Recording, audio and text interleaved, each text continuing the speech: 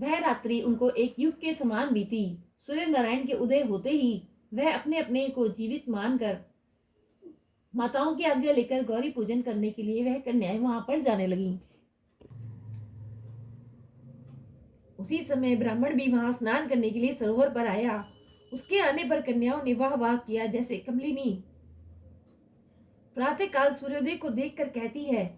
उनको उसको देखकर उनके नेत्र खुल गए और उस ब्रह्मचारी के पास चली गईं। आपस में एक दूसरे का हाथ पकड़कर चारों तरफ से उन्होंने उसको घेर लिया और कहने लगी कि अरे मूर्ख, उस दिन तू भाग गया था लेकिन आज नहीं भाग सकता। हम लोगों ने तुमको घेर लिया है। ऐसे वचन बाहुपाश में बंधे हुए ब्राह्मण ने मुस्कुरा कर कहा कि तुमने जो कुछ कहा सो ठीक है, परंतु मैं अभी विद्याभ्यास और ब्रह्मचारी हूँ। गुरुकुल में मेरा विद्याभ्यास पूरा नहीं हुआ है। पंडित को चाहिए कि जिस आश्रम में रहे उसके धर्म का पालन करे। इस आश्रम में मैं विवाह करना अपना धर्म नहीं समझता। अपने व्रत का पालन करके और गुरु की आज्ञा पाकर ही विवाह कर सकता हूँ, उससे पहले नहीं कर सकता। यह बात सुनकर वह कन्याएं इस प्रकार बोली जैसे वैशाख मास में कोयल बोलती है। वह कहने लगी कि धर्म से अर्थ, अर्थ से काम और काम से धर्म के फल का प्रकाश होता है। ऐसा ही पंडित लोग और शास्त्र कहते हैं। हम काम सहित धर्म की अधिकता से आपके पास आई हैं, सो आप पृथ्वी के सब भोगों को भोगिए। उस ब्राह्मण ने कहा कि तुम्हारा वचन सत्य है, किंतु मैं अपने व्रत को समाप्त करके ही विवाह कर सकता हूँ, पहले नहीं कर सकता। तब वे कन्याएं कहने लगी कि तुम मूर्ख हो। अनोखी औषधि, ब्रह्म बुद्धि, रसायन सिद्धि, अच्छे कुल की सुंदर नारियां तथा मंत्र जाप जिस समय प्राप्त हो तभी ग्रहण कर लेना चाहिए। कार्य को टालना अच्छा नहीं होता। केवल भाग्य वाले पुरुष ही प्रेम से पूर्ण अच्छे कुल से उत्पन्न स्वयं वर चाहने वाली कन्याओं को प्राप्त होते हैं। कहाँ हम अनोखी नारियां, कहाँ आप तपस्वी बालक। यह बेमेल का मेल मिलाने से विधाता की चतुराई ही है। इस कारण आप हम लोगों के साथ गंधर्व विवाह कर लें। इनके ऐसे वचन सुनकर उस धर्मात्मा ब्राह्मण ने कहा कि व्रती रहकर इस समय विवाह नहीं करूंगा, मैं स्वयंवर की इच्छा नहीं रखता। इस प्रकार उसके वचन सुनकर उन्होंने एक दूसरे का हाथ छोड़कर उसको पकड़ लिया। सुशील और सुस्वरा ने उसकी भुजाओं को पकड़ लिया। सुतारा ने आलिंगन किया और चंद्रिका ने उसका मुख चूम लिया, परंतु फिर उसने क्रोधित होकर उनको श्राप दिया कि तुम डायन की तरह मुझसे चिपटी हो, इस कारण पिशाचिनी हो जाओ। ऐसे श्राप देने पर वह उसको छोड़कर अलग खड़ी हो गई और उन्होंने कहा कि हम निरपराधियों को वृथा ही क्यों श्राप दिया। तुम्हारी इस धर्मज्ञता पर धिक्कार है। प्रेम करने वाले से बुराई करने वाले का सुख दोनों लोकों में नष्ट हो जाता है। इसलिए तुम भी हम लोगों के साथ पिशाच हो जाओ। तब वे आपस में क्रोध के से उस सरोवर पर पिशाच पिशाचिनी हो गए और उस पिशाच पिशाचिनी कठिन शब्दों से चिल्लाते हुए अपने कर्मों को भोगने लगे। वशिष्ठ जी कहने लगे कि हे राजन, इस प्रकार वह पिशाच उस सरोवर के इधर उधर फिरते रहे। बहुत समय पश्चात मुनियों में श्रेष्ठ लोमश ऋषि पौष शुक्ला एक चतुर्दशी को उस अच्छोद सरोवर पर स्नान करने के लिए आए। जब क्षुधा से दुखी इन पिशाचों ने उनको देखा तो उनकी हत्या करने के लिए गोल बांधकर उनके चारों तरफ से घेर लिया। वेद निधि ब्राह्मण भी वहां पर आ गए और उन्होंने लोमश ऋषि को साष्टांग प्रणाम किया। वे पिशाच ऋषि के तेज के सामने ठहर न सके और दूर जाकर खड़े हो गए। वेद निधि हाथ जोड़कर लोमश ऋषि से कहने लगा कि भाग्य से ऋषियों के दर्शन होते हैं।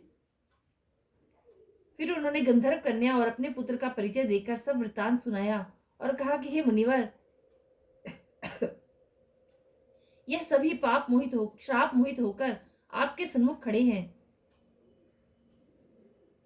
आज इन बालकों का निस्तार होगा, जैसे सूर्योदय से अंधेरे का नाश होता है।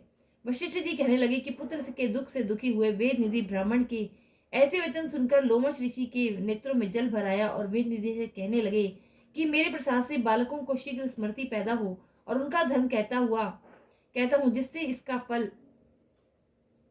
आपस का ज्ञान विलीन हो जाएगा। बोलो विष्णु भगवान की जय, लक्ष्मी माता की जय। माघ मास महात्म्य में 19वां अध्याय संपूर्ण। माघ मास महात्म्य में 20वां अध्याय। वेद निधि कहने लगे कि हे महर्षि, धर्म को जल्दी ही कहिए, क्योंकि श्राप की अग्नि बड़ी दुखकारक होती है। लोमश ऋषि कहने लगे कि यह सब मेरे साथ नियम पूर्वक माघ स्नान करें। अंत में यह श्राप से छूट जाएंगे।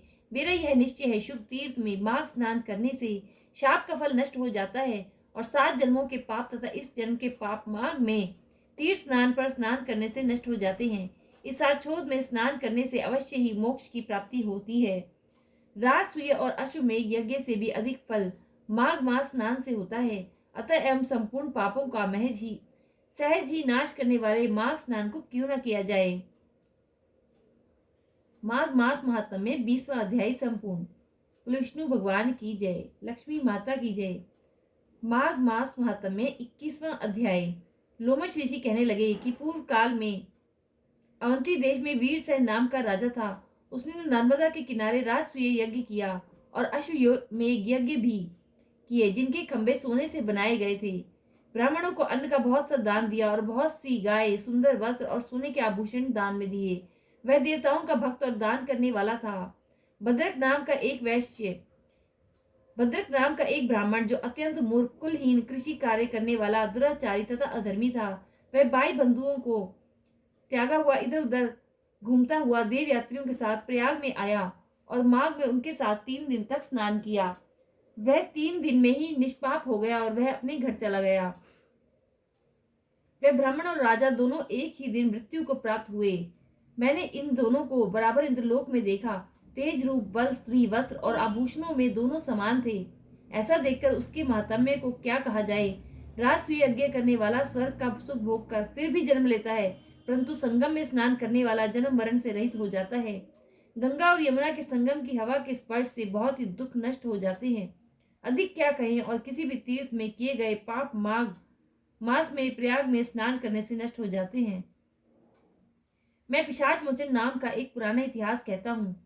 इस इतिहास को यह कन्याएं और तुम्हारा पितृ भी सुने, उससे इनको स्मृति प्राप्त होगी।